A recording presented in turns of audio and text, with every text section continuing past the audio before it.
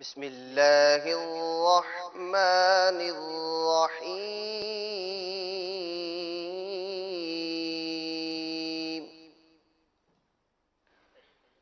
يا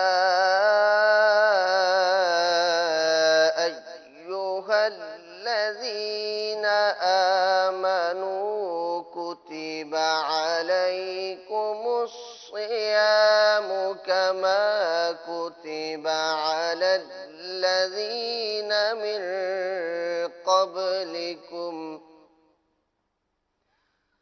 الذين من قبلكم لعلكم تتقون.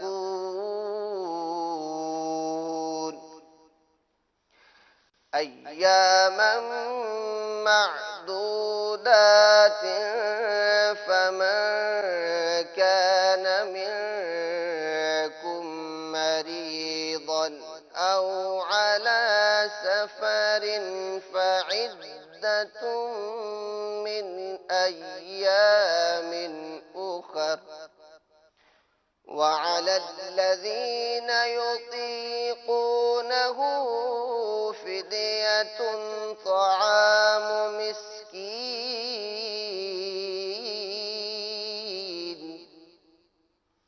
فمن تطوع خيرا فهو خير له،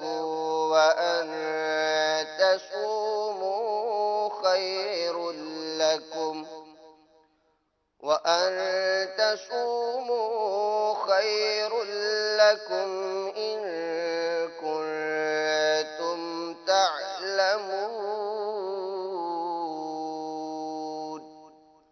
ترجمہ کنز العرفان. اے ایمان والو، تم پر روزے فرض کیے گئے جیسے تم سے پہلے لوگوں پر فرض کیے گئے تھے تاکہ تم پرہیزگار بن جاؤ. یہاں پر کتب علیکم الصیام یعنی تم پر روزے فرض کیے گئے. اس آیت میں روزوں کی فرضیت کا بیان ہے. شریعت مطہرہ میں روزہ یہ ہے کہ صبح صادق سے لے کر غروب آفتاب تک روزے کی نیت سے کھانے پینے سے بچے رہنا. اور فرمایا اس آیت میں کہ جیسے تم سے پہلے لوگوں پر فرض تھے. تو اس سے معلوم ہوتا ہے کہ روزہ بہت قدیم عبادت ہے.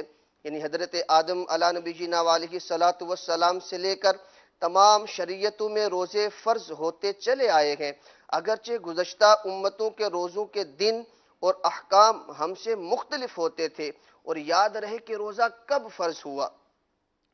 رمضان کے روزے 10 شعبان سن 2 ہجری میں فرض ہوئے تھے. اب روزے کا مقصد کیا ہے؟ آخر میں فرمایا تاکہ تم پرہیزگار بن جاؤ. آیت کے آخر میں بتایا گیا. اب روزے کا مقصد تقوی اور پرہیزگاری کا حصول ہے. روزے میں چونکہ نفس پر سختی کی جاتی ہے اور کھانے پینے کی حلال چیزوں سے بھی روک دیا جاتا ہے، تو اس سے اپنی خواہشات پر قابو پانے کی مشق ہوتی ہے. تو آگے فرمایا ایام معدودات یعنی گنتی کے چند دن ہیں. اور تو تم میں جو کوئی بیمار ہو یا سفر میں ہو تو اتنے روزے اور دنوں میں رکھے، اور جنہیں اس کی طاقت نہ ہو تو ان پر ایک مسکین کا کھانا فدیہ ہے. اور پھر جو اپنی طرف سے نیکی زیادہ کرے تو وہ اس کے لیے بہتر ہے. اور اگر تم جانو تو روزہ رکھنا تمہارے لیے زیادہ بہتر ہے. فرمایا کہ فرض روزے گنتی کے دن ہیں، یعنی صرف رمضان کا ایک مہینہ ہے جو 29 دن کا ہوگا یا 30 دن کا ہوگا. لہذا مدنی چینل کے ناظرین، گھبرانے کی ضرورت نہیں ہے، پریشان ہونے کی ضرورت نہیں ہے، بلکہ یہ ذہن میں رکھیں کہ جس رب عز و جل نے تمہیں 11 ماہ کھلایا ہے پلایا ہے، وہ اگر ایک ماہ صرف دن کے وقت کھانے پینے سے منع فرما دے اور اس فاقے میں بھی تمہارے جسم و روح، ظاہر و باطن، دنیا و آخرت کا فائدہ ہو، تو ضرور اس کی اطاعت ہمیں کرنی چاہیے۔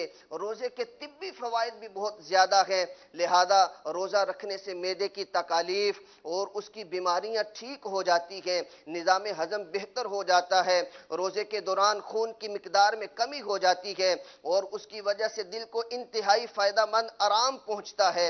روزے سے جسمانی کھچاؤ، آج کل لوگ کہتے ہیں کہ ہم ذہنی جو ہے وہ مریض ہو گئے ہیں، نفسیاتی امراض کا شکار ہو گئے ہیں اور ذہنی طور پر ہمیں جو ہے وہ ڈپریشن رہتا ہے، ڈپریشن کے ہم شکار ہیں۔ فرمایا روزے سے جسمانی کھچاؤ، ذہنی تناؤ، ڈپریشن اور نفسیاتی امراض کا خاتمہ ہو جاتا ہے۔ روزہ رکھنے سے موٹاپے میں کمی واقع ہوتی ہے اور اضافی چربی ختم ہو جاتی ہے۔ اللہ کے نبی صلی اللہ تعالی علیہ وسلم نے ارشاد فرمایا سومو تصحو، سومو تصحو، روزہ رکھو تم تندرست ہو جاؤ گے۔ دعا ہے رب کریم سے ہم سب کو ماہ رمضان کی برکتیں سمیٹنے کی توفیق عطا فرمائے اور روزے رکھنے کی توفیق عطا فرمائے، آمین بجاہ نبی الامین صلی اللہ علیہ وسلم۔ صلو علی الحبیب صلی اللہ تعالی علی محمد صلی اللہ علیہ وسلم۔